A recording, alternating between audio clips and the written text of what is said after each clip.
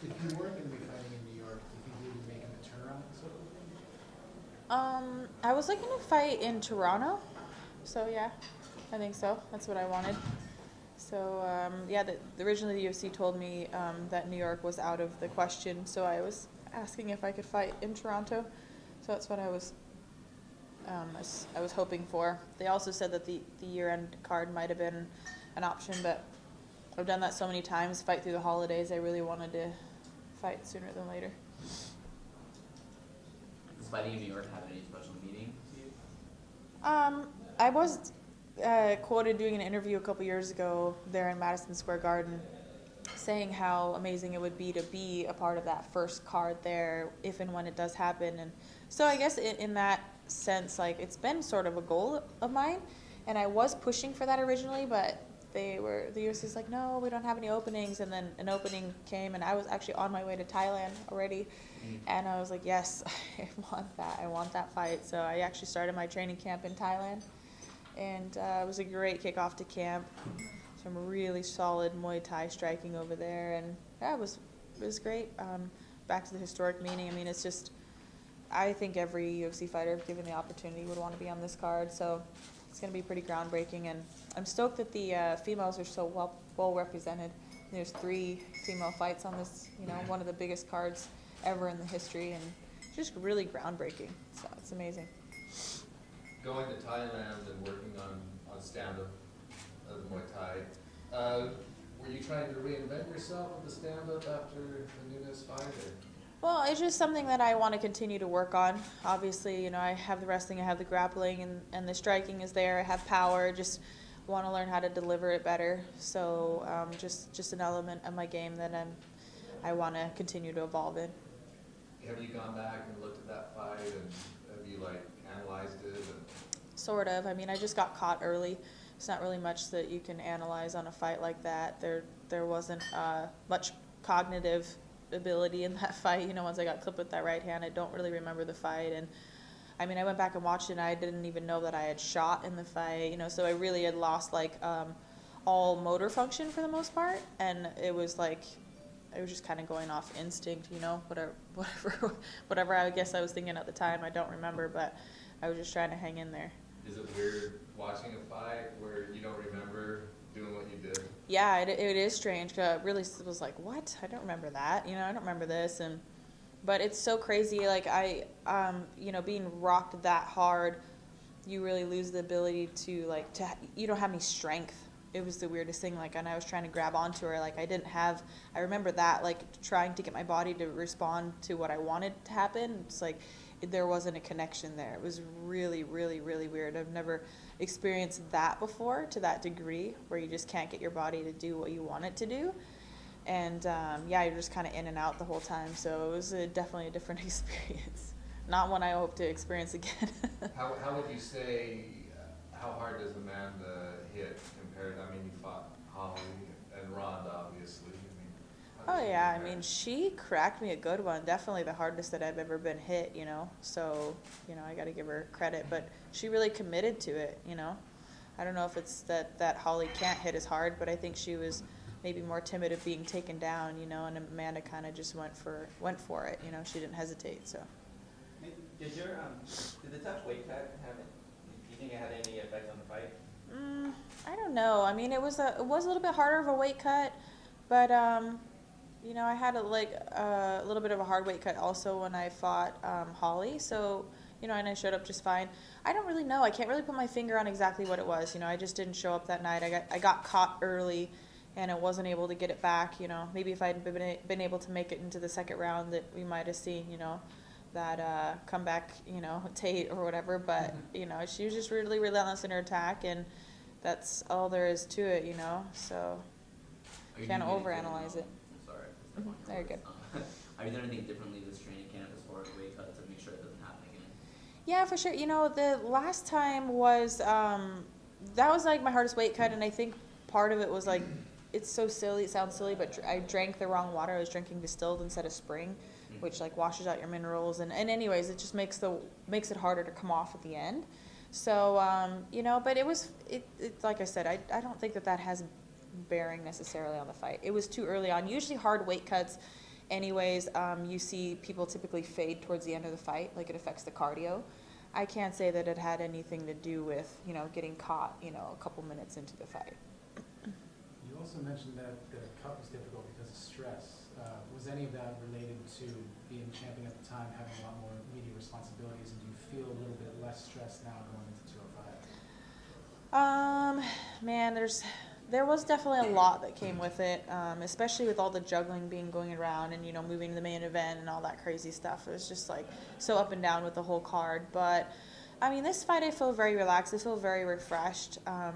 This will be my third fight in 9 months, and 2 of which were title fights, so it's been a pretty heavy load so far, but it really took like a month to get myself back together, and went on a great road trip, and I even got to go over to Belgium and Thailand and really kind of take a breather. Even though I was training, it was just very different, very refreshing. So I definitely feel like I needed that little bit of a break, but it's back to the grindstone. I'm on the path to victory. I can feel it. I'm coming with a vengeance, and I just want to get back on the win streak, and then I might just take a little bit of time to, breathe for a second. I don't anticipate, another 3 or 4 month turnaround. I'm probably looking more like at about 6 months for that, just so I can have like a month or two. In my last, between this one, I'd broken my nose in my last fight, so I mean, it took like all of, 10 weeks to heal that up, so it's a pretty quick turnaround. Back in 2013, you lost your first UFC title shot, and you took some time to get back in the title picture and you won four fights in a row. Could you imagine yourself taking such a long time to get back? And then at the same time, what do you feel the importance was taking those fights to really, build your confidence, build your skills to get back into the title picture? Well, I'm not taking time this time, obviously, since it's like, just a few months after. But no, it's just all depends where I'm at mentally and emotionally. Like, I feel like after this fight, like I really want to get a win under my belt. Been training hard. I feel good about it. I feel like this is definitely the right decision. And then after getting a win, maybe I can take a little time to just enjoy myself a little bit. Yeah. Miesha, were you okay with Ronda stepping right back in and getting a title shot, or did you feel she just merits it based on the length of her first title reign, or should she have had to take a tune-up fight? Well, it doesn't matter what I'm okay with. Doesn't matter. It really doesn't matter. I already knew that was going to happen, so I just try not to overthink it. And I had fully anticipated that if and when she made her comeback, that it would be for a title shot. So, given that, it was no surprise. And Ronda for the longest time was one of the best in the world. And I mean, if you want to make an argument, you could say like she had an off night like I did. You know what I mean? So, I mean, she still has a big presence in this sport, even though she's been gone for a long time. It's going to create a lot of viewership. And I guess in that sense, like if you look at it from a business perspective, it makes sense. I don't know what it's going to do for Ronda as far as like where she's at. I mean, what I think, maybe not a 5-round fight or a warm-up fight would be better for her. Probably, because I think ring rust is a real thing. It definitely can affect fighters. And you don't know how mentally she's been so out of the limelight, and I mean, none of us are really involved in her personal life, so you don't know how she's dealing with that loss since then. And I know she's talking about retirement, and that also, I don't know why everyone's so surprised about that. I feel like that was kind of like she was saying that before she fought Holly, that she was like, coming to a close. So for me, I just want to fight her one more time, and granted that she goes out there and does well and she wants to continue fighting, I would love the opportunity to go one more time. So hopefully it's not too much of a race against the clock. And I will be watching that fight, definitely vested. You fought both Amanda and Ronda. If you take her emotional state aside, who do you think is the better fighter, the more difficult? Who do you think is going to take home the win on 205? Ooh, that is really, really hard for me to say. I feel like there's so many X factors, and we've just never seen Ronda in this state and been out for so long, and having been knocked out, that sense of invincibility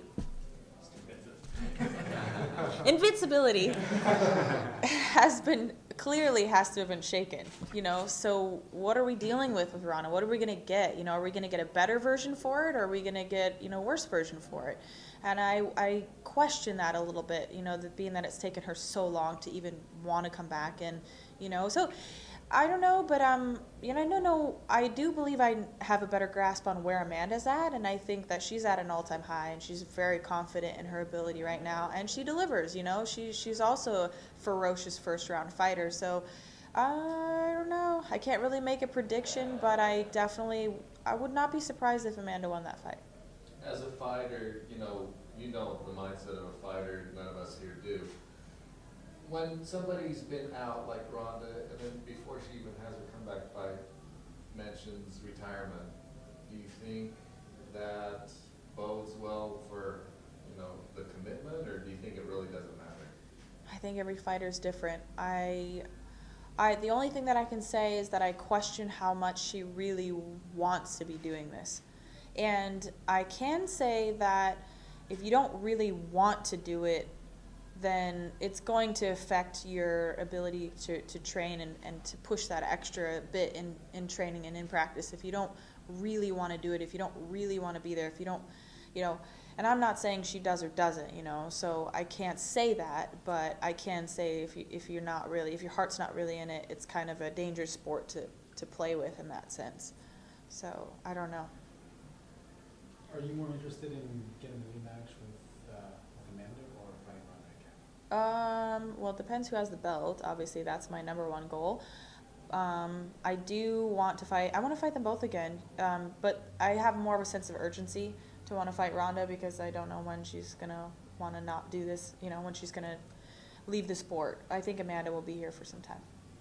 And looking at your fight with Raquel, both of you have fought Holly, both of you have fought Katzengano.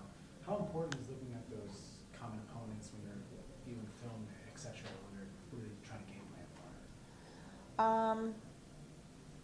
I leave most of the film watching up to my coaches. I do watch, but I don't really dwell in that. I kind of let my coaches break everyone down, and we do have some common ground in opponents. That's to be expected as you fight longer and longer in the UFC. But her fight with Holly, I don't really use that as a gauge because Holly fights so differently than I do that I don't think that we're going to see the same Raquel fighting as she would be fighting Holly as she would be fighting me. Holly and I are stylistically just about polar opposite. So that the Zingano fight, yeah, a little bit more, but that was a while ago also. So yeah, I don't know. So some of us are streaming live right now. You have a huge fan base, many of those being male. Questions coming up right now. Everyone wants to know. So you can't get out that invincibility thing. I'm just kidding. Go ahead, I'm just kidding. You can't edit that. Yeah. Oh, All right, sorry. I'm kidding. Go ahead. But the question that many of them have, it's not related to fighting. They want to know, are you single right now? Oh, that's a question I'm not even going. It's not even fight related. It's not fight focused. So it's personal life is personal life, and I'm just focused on the fight. So no dating. Right. Got it. Miesha, Raquel pretty well, from the show. Obviously, you've trained with her before. Does that help at all? Is that any kind of advantage, kind of already knowing what she is as a fighter and kind of rolling with her and that kind of stuff? Well, yeah, I suppose in a way it is, but she knows me too, so it just depends on how you want to look at it. We both kind of have an idea what each other's good at and whatnot, but it also has been a while since we've trained together, and I believe that Raquel's the kind of fighter that's constantly evolving. She is a very tenacious person, and I've seen her training when I coached her on The Ultimate Fighter, and she was the first one to really want to train with the guys, and she's tough, she's durable, she's got some great qualities about herself, so there's still a bit of mystery. You still don't know what it's like to get in and fight someone at 100% until you do so. So even though we have trained here and there, and I have coached her and stuff, I can't say that I completely know what to expect when I step in the cage. Beyond you and Ronda and Amanda and Holly and now Valentina Shevchenko, it seems like there's a bit of a break in the division between the five of you and the rest. In what way do you feel like it's dangerous to take on someone like Raquel who's lower ranked and maybe less known? I actually see it as the opposite. I think that because she's on a win streak and because she's doing so well, I think it was really cool that the UFC would give me someone of her her accomplishments and everything that she's been doing. You know, she fought Holly Holm to a split decision. That was before Holly was really well known, so I think a lot of that flies under the radar, you know. But it was a very competitive fight, and she's been beating and finishing girls. You know, I think if I remember right, she's on a 4-fight win streak. Is that correct? Anybody know? No, I don't know either. Yeah, I'm not 100% sure, but she's on a good win streak right now. So she's hot. She's up and coming. She's hungry, and those are the kinds of girls I want to fight. I don't really want to fight girls coming off of losses right now, even though I know obviously mine was a loss, but like for my personal vendetta, like I want to fight girls who are doing well, and Raquel is doing really well right now. She's definitely one of the, I think she, next to Juliana, has one of the best, you know, or, you know, right there with Juliana has the best win streak in the division. So it says a lot that they would match me up, and she's still ranked inside the top 10. And, you know, she might be a bit of a dark horse. Some people don't really necessarily know who she is, but I think after, you know, this fight, it'll definitely, you know, even in a loss, you know, I plan on going out there and winning. So, you know, even if she loses to me, I still think it does a lot of good things for her. How close do you think Juliana Pena is to winning a title fight? Juliana's close. In my opinion, I think she has every right to have one now. You know, I don't think she needs to do anymore. I think she's beaten some of the best girls, and she's never lost a fight in the UFC. She's the first female Ultimate Fighter champion. She's marketable. Like, she definitely has earned her way, in my opinion, to a title shot. But, you know, what you have earned and what happens isn't always the same thing, you know. There's also the entertainment aspect of this, and that part is completely up to the UFC and how they choose to market. So, I mean, I can't argue with that, but at the same time, you know, I would like to see Juliana get in there and get in the mix. I think she's earned it, but they might be looking to have her fight one more time before, but we'll see. Have you talked to her at all about that? Because last year you were in somewhat of a similar spot where it looked like, for all intents and purposes, that you were the next title shot, and you didn't get it. Have you talked to her at all about that, your experience with that situation? Yeah, we have spoken a little bit, and I told her basically what I told you guys. Like, you're there, you've earned it, I get it, you know, and I don't know what, you know, it's up to her and her coaches, like what decisions they make, and, you know, fights, if they're going to fight more, if they're going to wait and, you know, see if they can get that title shot. But, yeah, I can definitely relate. So I have spoken to her a little bit about that. Anybody else? How do you see the division shaking out in 2017? Because let's say you beat Raquel, and you know you're right there for the title shot. You know, Holly Holm is also, I mean, she lost in a row, but she's still a marketable name. And you have, like, you know, the Cyborg fight that people are talking about fighting Cyborg. It's a very, like, kind of an influx right now in the division, right? Yeah, it's very strange, actually. I have no idea what's going on with the Cyborg thing. Everybody keeps asking me, would you fight her? Yeah, I would fight her, and that seems to, like, irritate her or something. I can't tell. Maybe she doesn't run her Twitter, but seems pretty, like, irritated. I don't think she runs her Twitter. Yeah, I was Not all going the to say, time, whoever anyway. runs your Twitter just, like, needs to... But anyways, yeah, it's going to be really interesting, actually. And people have asked me, like, oh, who do you want to fight next? I'm like, well, there's a lot of shaking out to do. Like you said, you know, with Ronda coming back, is she going to stay back? Like, if she loses, if she wins, Amanda, the belt, where's it going to be? Obviously, I would like my next fight to be a title fight. That's what I would prefer. But it depends on a lot of different things. So I just don't want to get ahead of myself. The only thing that I know is November 12th, Raquel Pennington, New York, UFC 205. So that's it, you know, for the moment. If you were the UFC, what would you do with Cyborg? Because she doesn't have a division. You know, there isn't a huge talent pool at 145. You know what? I mean, but she's obviously a draw. If you want to see her fight, she's dominant. She's a champion. What do you do with it? I'm glad I don't have to answer that question. That is a tough spot. I don't know. I think they've been doing the best that they can, you know, having a catch weight of 140, and there's plenty of women at 135 that will step up to the challenge and fight her. So I think if she wants to continue that route, or, you know, maybe there's more that can be done to help her get her weight down and, you know, make that final cut. I know she made 139 the fight before this last one. I mean, you know, it's 3 more pounds. It is a lot, but I think with proper diet, like, maybe it could be possible. So I don't know. I guess it really just depends. That is a question I'm glad I don't have to answer. You spent time with Cris filming Fight Valley. Did you guys get along? You have some experience with her? Yeah, no, we got along great, you know, which is, like I said about her Twitter, it's like, I don't...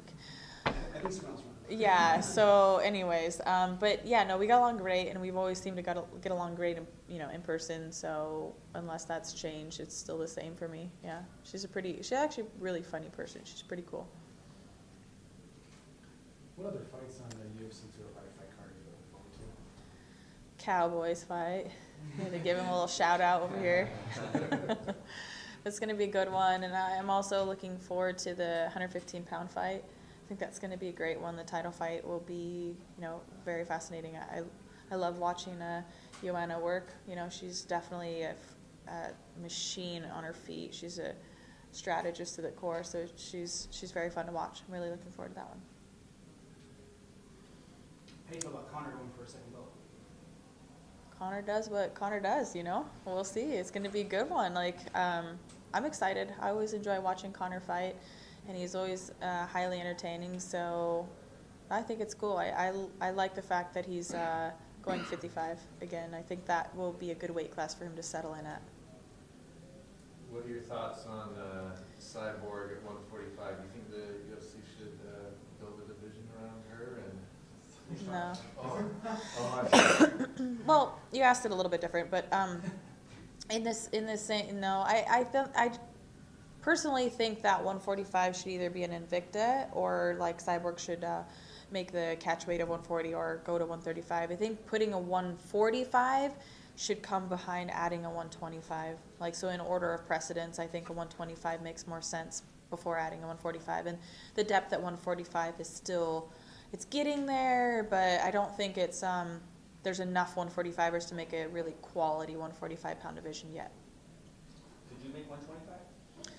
Well, maybe. I mean, the last couple times has been really strange. I've literally never had trouble in my life making weight, so I think there were definitely some other factors that had to do with that.